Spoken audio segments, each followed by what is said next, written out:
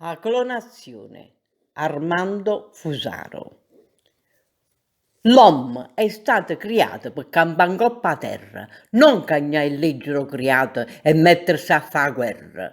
Dopo a dolli a pecora clonata in Inghilterra, l'uomo in Arabia Saudita, Eva creatura americana. E mo ancora non contento per fare uomo a doppione, per tenere i piezze e ricambio. Questo non è conquista umana, è vanagloria, superbia, vanità.